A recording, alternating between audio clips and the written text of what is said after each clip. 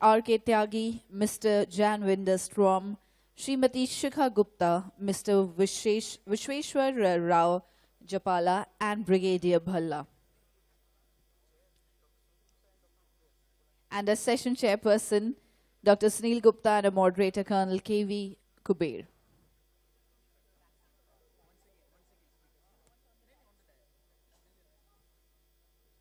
Requesting all our speakers for technical session 1 to please join us on the dais. We have a lot of audience standing on the back side of the hall. Request everybody, if you could please come forward and take your seats. You can grab your cup of tea and get it on the table along with you. Request everybody to please take their seats. Ladies and gentlemen, could we please have some attention on the stage?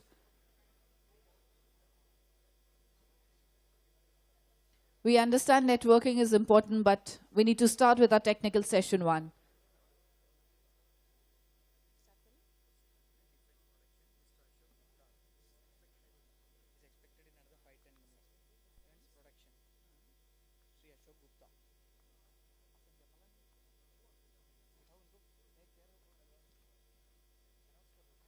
Ladies and gentlemen, our Secretary Defense Production, Shri Ashok Gupta, is expected any moment. He shall be joining us for the technical session shortly. So it's time to begin with our technical session 1 for the day, which is about the need for growth and opportunities of Indian indigenous defense production sector. I'd like to welcome our session chairperson, Dr. Sunil Gupta, who is a very well-known financial expert from the financial industry. Let's have a huge round of applause for Dr. Sunil Gupta. Please welcome, sir. And our moderator for the session, Colonel K.V. Kuber, a strategic analyst and a freelancer. And our panel speakers for the day are Colonel Sukhwinder Iyer, who is Executive Director and CEO, Mahindra Defense, Shri R.K. Tyagi, former Chairman, HAL, and Mr. Janvinder Strom, Chairman and Managing Director, SAAB India, Srimati Shikha Gupta, General Manager, Strategic Planning, Bharat Electronics Limited, Mr. Vishweshwar Rao Japala, Business Head, Sanathan Allied Industries, and Brigadier Bhalla. Ladies and gentlemen, let's have a huge round of applause for all our panelists for the technical session and along with the chairperson and the moderator. I request the chairperson to please take forward.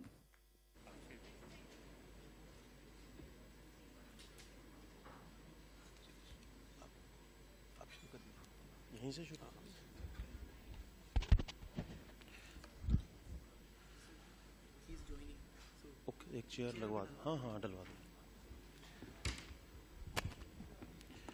Thank you, the organizers, Bharat, Niti, Uday, India, and ASSOCHAM, for giving me this opportunity of chairing this session.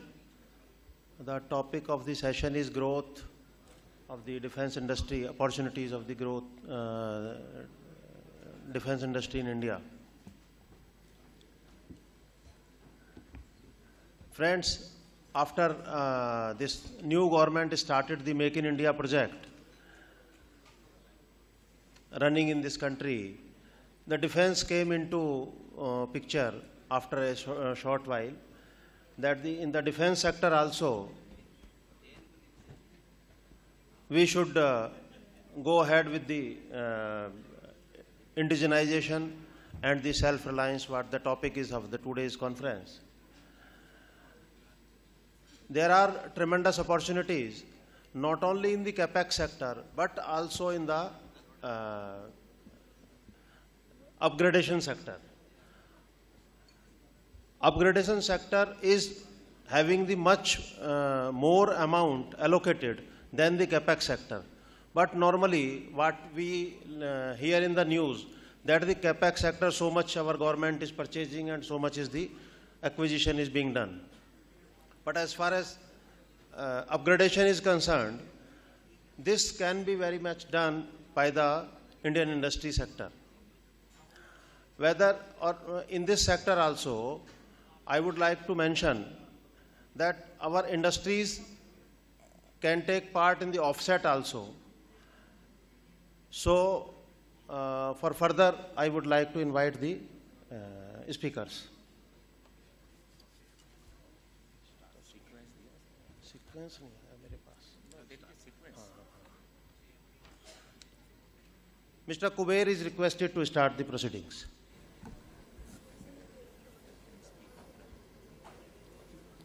Chairman, sir, ladies and gentlemen, a very good morning and a welcome to a brief talk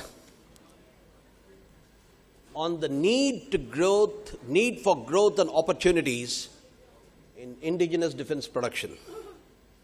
So we're going to talk about growth, we're going to talk about opportunities, and we're going to see if there is a synergy at all between the policies that have been advocated by the government and what is actually happening on ground. So let's see, the whole thing is about, this pyramid. And I deliberately focus my talk on the MSMEs because when you talk about a defense industrial base, you talk about the base first. The larger the base, taller the pyramid.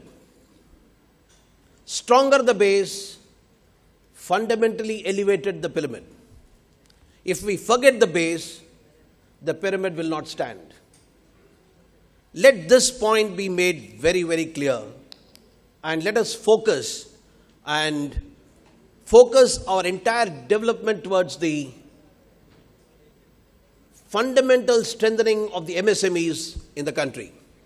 That's the only sure way for progress. What are the fundamentals? There is a need. Nobody disputes the need. The political establishment has taken a number of steps. It has been enunciated already. So there's no need to talk about it. How do you define indigenous production? Can you overnight start making everything in India? Is there a gradual step-by-step approach that we have? Can we turn around from 30% to 70%? Are these some things that are possible without an intervention? Are we talking about only organic growth? Or are we talking about organic and inorganic growth? When the Prime Minister said from the portals of the Red Fort, he said, come make in India. And make in India for the world. Every nook and corner in the world should say this product is made in India. So I'm going to enunciate that vision as to how. And therefore, we need to address the realism in the IDDM, which has been much talked about. Indigenously design and development on one side and indigenous manufacture on the other side. There is a growth. Let's see what are the opportunities. The opportunities for the Indian industry are in the capital route, which is governed by the DPP, the revenue route, which has got a centralized revenue system, which is, the MGO spoke to you this morning, and therefore there is a centralized revenue system that takes place from the service headquarters to maintain the systems that have already been procured in the capital route. And then there is a decentralized revenue route, which is available across the commands and the various armies that are in our country. The various commands of the Army and the commands of the Navy and Air Force. They all have their own systems from the Army commanders' special financial powers. And then we have the Directorate of Indigenization. We are fortunate to have Brigadier Balla here. He is going to talk about that.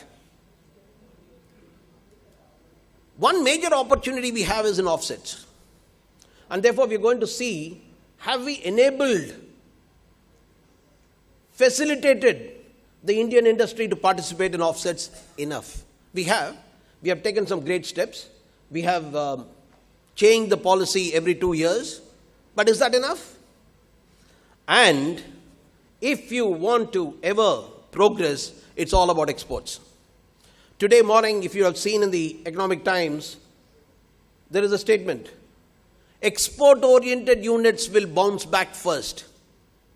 So let's think about exports as one of the fundamental opportunities for growth. When we talk of growth, we need to talk about inclusive growth. Large primes are best suited in the larger contracts. Tier 1, Tier 2 companies, do we have them? In India, we either have the large primes, we have the DPSUs, or we have MSMEs. We have not developed a tierized system of industry in this country. And therefore, this should be one of the focus areas of the government. And MSMEs are fundamental to the existence of the industry. So where are the opportunities? And is it only for the large primes alone? Or are we also talking about the opportunities for the medium, small industries? Can they see these opportunities? If they see them, is it within their reach? Do they have aspirations? Can we meet their aspirations? Can we create an environment in which they can meet their own aspirations? The fundamental job of the government is only to create that environment. Once that environment is there, MSMEs are capable of fending for themselves. And that's how growth takes place. And hand-holding for the MSMEs in the initial period will be absolutely mandatory. So how can we protect them? We need to protect them, and that is the requirement of the day. If India lives in villages, ladies and gentlemen, industry lives in the MSMEs. This is my theme statement throughout whenever I've been speaking, and let us not forget the fundamental cause of the industry to sustain by itself.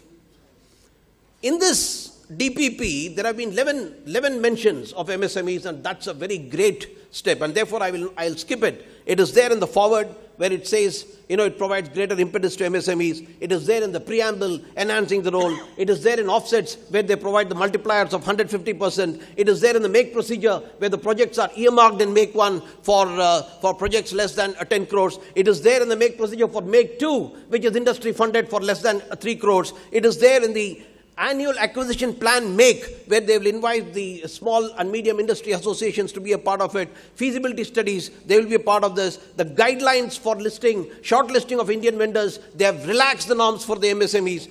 Net worth criteria has been relaxed, and therefore, I think the government has done a great job. What are the problems? So, the problems are the MSMEs are not able to see where the opportunity lies. They are not able to come and participate in those opportunities. They have to look for the Make 1 and Make 2 programs. They have to interact. Now, the initiative has been launched by the Army Design Bureau, which is, I think the Army has started marching down the industry lane. And here we see that the Deputy Chief has been interacting with various industry associations across the country. And this is a great step. And therefore, interaction with the Army Design Bureau, conglomeration of MSMEs for synergy. MSMEs should be open to collaborate. We need to have MSME to MSME to MSME collaborative arrangements. And therefore, I would look at 2-3 small MSMEs forming a small consortia, maybe a virtual consortia, to come forward with the lead MSME and participate in the Buy Indian programs, all of them which are within the 100-150 crores. And there are about 40 to 50 programs at any time.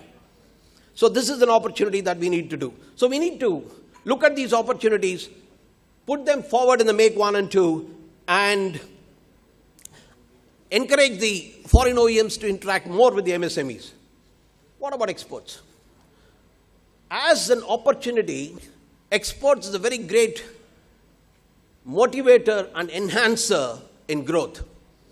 Only when you look beyond the frontiers of this country, only then the success lies. If you have so many OEMs sitting in this country, it is because they have looked beyond their country. And that's where they have progressed. And therefore, we need to look beyond our boundaries and look for those opportunities which are there in the Indian Ocean region. We should dominate the Indian Ocean region and supply and be a major supplier of components, subsystems, and systems in the Indian Ocean region. We should make the Indian Ocean region dependent upon India as the lead power in sustaining their requirements. So I'll give you some government data. I'll give you some data which I picked up from the Ministry of Commerce, and then we'll find out as to where we are, and who are the stakeholders. I'm going to talk to you about what is the concept of the stakeholders in this whole system of procurement. The government says, this has been picked up from the MOD website, 1693 crores in exports based on NOCs. And these are the countries. You can see them. It's there on the MOD website.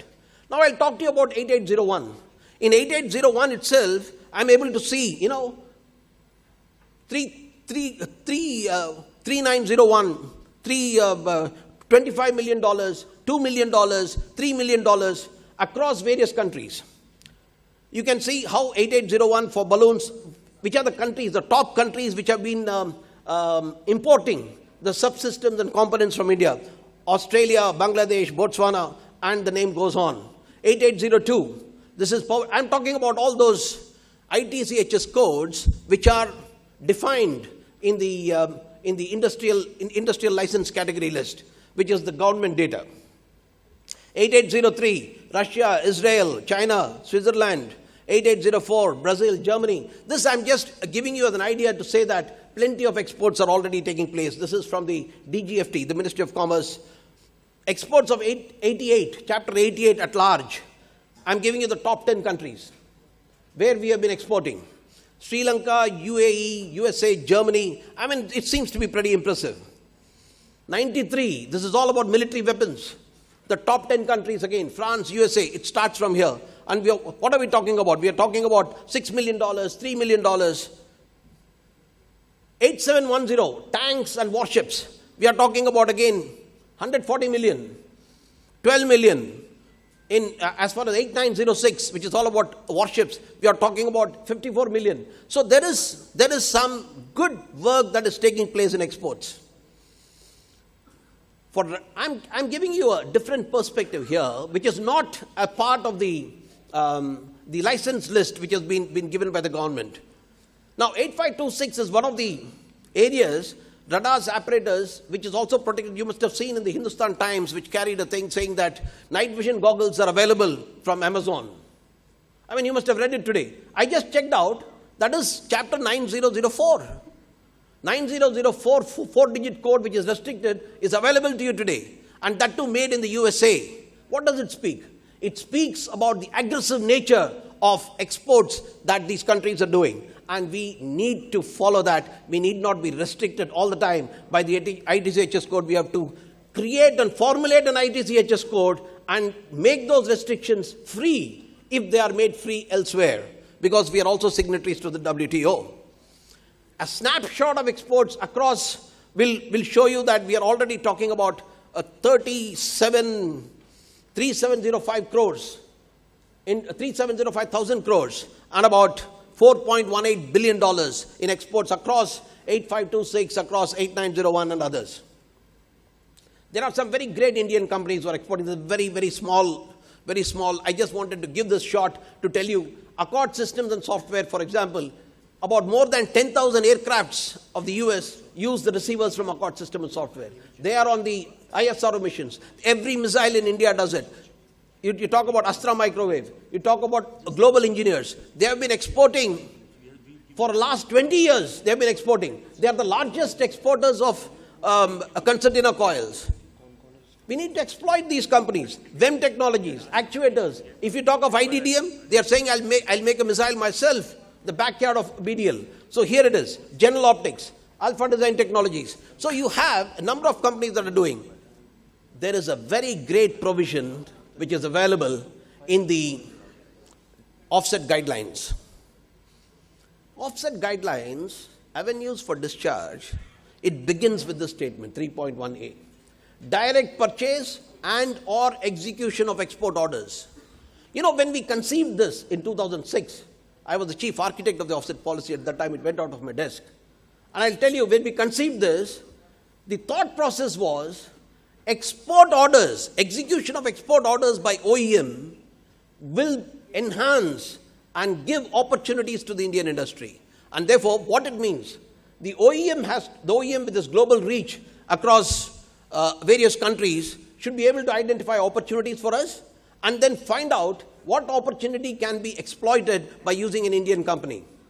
Unfortunately, we have not been exploiting this. I would urge the powers that be, I don't know who's listening from the government, because I normally, when I speak, I don't see anybody from the government. So we speak to ourselves and we go back. But I'm sure this time, with the political leadership alongside, we'll be able to take this to the government and say, we need to enhance the export orders and we need to exploit this provision in the offset policy, and we need to encourage more exports from these companies.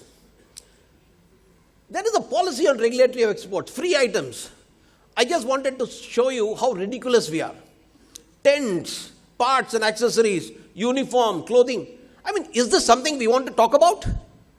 I think it should be removed straight away, and we should be able to talk about subsystems, systems which we are manufacturing, which are free in the ITCHS code, which is part of the WTO, and take it forward. I think we need to have a direct revision for this free export from the DGFT. Freely exportable military goods. This should talk about the strength of the Indian industries, stakeholders and non-stakeholders. Who are the stakeholders in this business? The armed forces, they need the best equipment. If there is a Pathankot or an Uri, there are only two types of people who come forward. One is the armed forces who give a press briefing. One is the political leadership which gives a press briefing. Yeah, I'll finish it. I'm already there. The non-stakeholders are here in the system to just ensure that the system is smooth. They are supposed to see the procedure. The stakeholders, if there are 100 ways it cannot happen, they'll find that one way, 101st way which can happen. The non-stakeholders will look for the first opportunity where it cannot happen.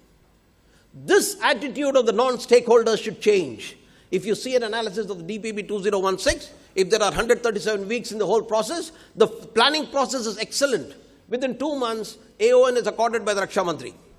Here is the Raksha Mantri who accords an AON, and after that, the project goes on a limbo. It just goes on a limbo. Many times it's retracted. Many times, fate not known. Here is the Raksha Mantri who gives an AON. Why can't you ensure 137 weeks? In the morning, the minister spoke about corruption in defense deals. Why does corruption happen? Corruption happens because we delay the process. The more you delay, the more you create energy in the industry. So, ladies and gentlemen, we need to find the seeker teams which go out to the industry and come back. So that's it. Efficiencies in defense production. I want to talk about whether it's a good idea to corporatize the ordnance factory boards. It's a good idea to send the DPSUs under the Ministry of Heavy Industry. Is it a good idea to send the DRDO under the Ministry of Science and Technology? And then let them all compete for this business. Thank you very much. Thank you, Kuberji. I will now request Mr. R.K. Tyagi to please. And I will request all the speakers to please be precise.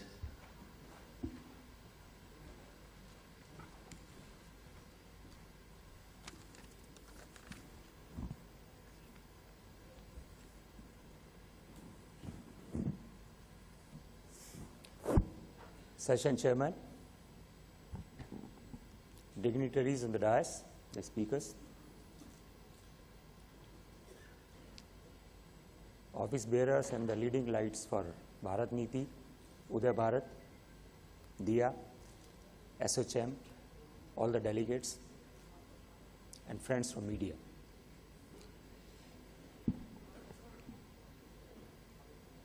It is a pleasure talking to you about defense production, the self-reliance and beyond. Broad paradigms, how I feel we can achieve this self-reliance, and also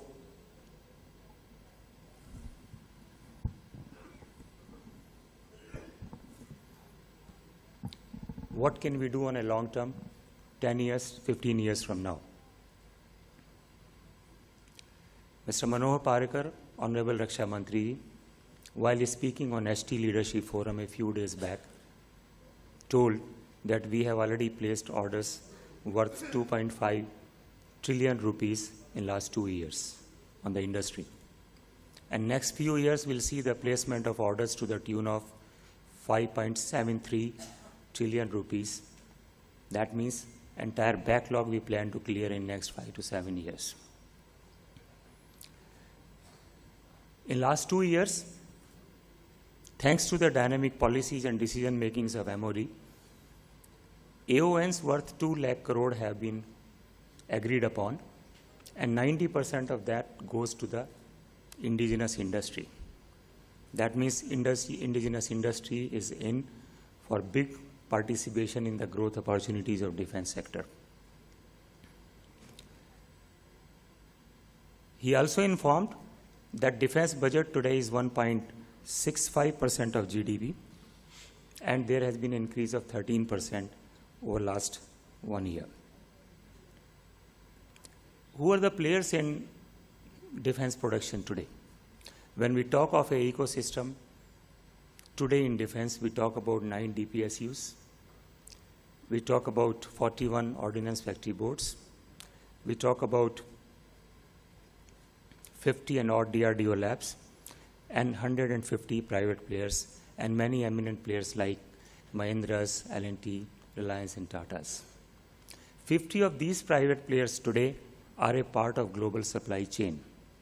That means these are the companies who are emerging today as the companies who meet global standards and the quality expectations. When I look at the total opportunity space for next 10 to 15 years,